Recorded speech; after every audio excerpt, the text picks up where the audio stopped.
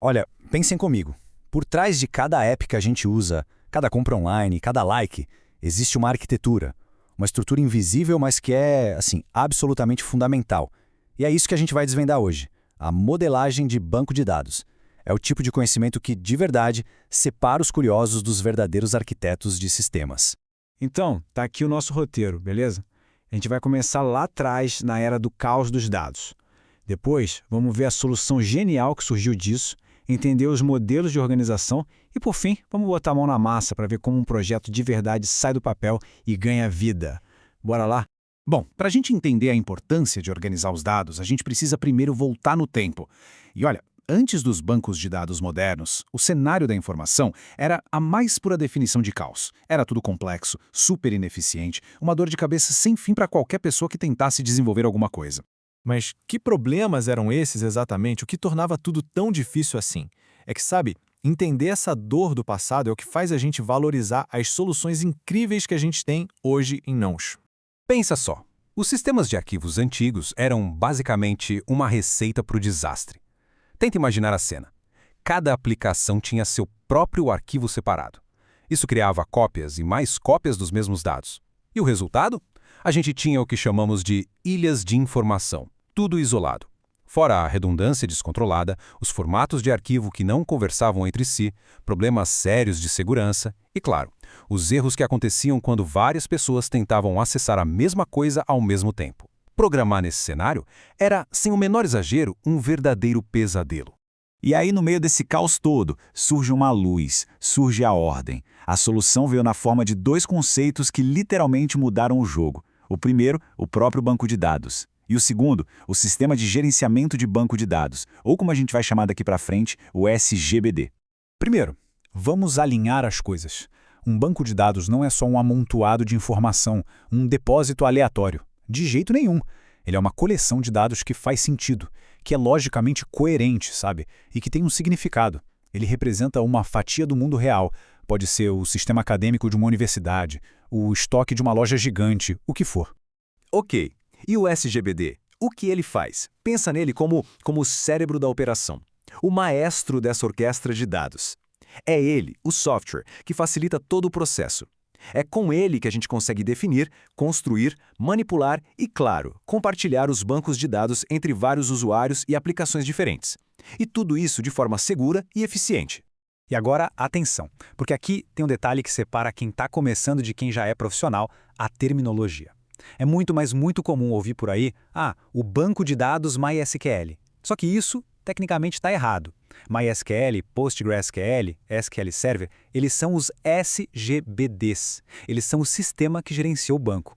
Usar o termo certo não é ser chato, não é preciosismo. É mostrar que você realmente entende do assunto.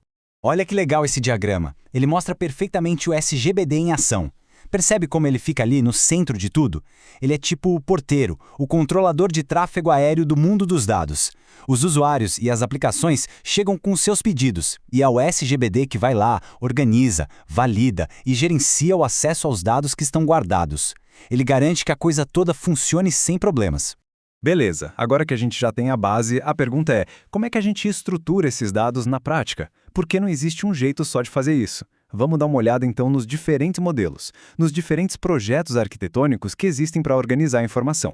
Essa tabela aqui resume muito bem essa evolução. A gente começou com um modelo hierárquico, que era bem rígido, com uma estrutura de árvore, sabe? Um pai para vários filhos, mas cada filho só podia ter um pai. Depois veio o modelo em rede, que já era mais flexível. Parecia mais uma teia, permitindo que um filho tivesse vários pais. E aí veio a grande revolução, o modelo relacional. Ele trouxe a simplicidade e a genialidade de organizar tudo em tabelas que se conectam. E por que a gente fala tanto do modelo relacional? A resposta é simples, pessoal, porque ele domina o mercado.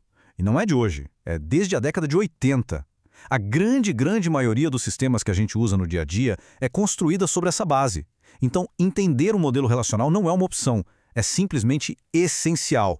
Bom, chega de teoria, né? Vamos agora botar a mão na massa. Abrir o capô e analisar um exemplo prático para ver como o modelo relacional funciona de verdade no mundo real. Dá uma olhada nesse esquema aqui. É um banco de dados de uma universidade. Cada uma dessas caixas é uma tabela, uma entidade. A gente tem ali professor, aluno, disciplina, bem direto, né? Agora, olhando dentro de cada tabela, a gente vê as colunas, que são os atributos. São as características de cada entidade. Por exemplo, para professor, temos nome, salário. Para aluno, a matrícula. Simples assim. Mas a verdadeira mágica, o pulo do gato, está bem aqui, ó, na tabela oferta. Percebe como ela funciona como uma ponte, uma cola que une tudo? Ela pega os identificadores, as chaves, de aluno, de disciplina, de professor e conecta todo mundo. É essa tabela que transforma um monte de dados soltos em informação de verdade, com contexto e significado. Certo, a gente viu o banco de dados pronto, funcionando, mas como a gente chega nesse resultado?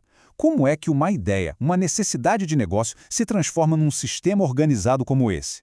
Não é mágica, pessoal. É um processo, é engenharia. E por que a gente bate tanto nessa tecla do processo? Simples. Porque uma modelagem de dados bem executada é o alicerce de qualquer sistema de software, qualquer um. Tentar construir uma aplicação sem isso é a mesma coisa que tentar construir um prédio sem fundação. A chance de dar muito, mas muito errado é gigantesca. E essa jornada de projeto tem fases bem claras. São 4 passos. Primeiro, a análise de requisitos, que é onde a gente senta e entende o que o cliente precisa. Qual é o problema a ser resolvido? Depois vem o modelo conceitual, um rascunho de alto nível, sabe? As grandes ideias. O passo 3 é o modelo lógico. Aqui a gente detalha tudo, define atributos, chaves, seguindo o modelo relacional, por exemplo. E por último, o modelo físico, que é quando a gente transforma tudo isso em código, em tabelas de verdade, em scripts que o SGBD vai entender e executar. É o caminho completo, da ideia até o código. Então, a gente viu o domínio absoluto do modelo relacional por décadas. Mas o mundo da tecnologia, como a gente sabe, não para. Ele está sempre evoluindo. E isso nos deixa com uma pergunta para pensar, uma provocação final. Com essa explosão de Big Data, com a necessidade cada vez maior de flexibilidade, qual é o espaço para os modelos NoSQL no futuro? Será que a gente está vendo o fim de uma era? O fim do reinado relacional? Ou será que estamos entrando em uma nova fase, de coexistência, onde cada modelo tem o seu lugar? O futuro, pessoal, está sendo escrito nesse exato momento. E a resposta para essa pergunta vai definir a próxima geração de sistemas. Fica aí a reflexão.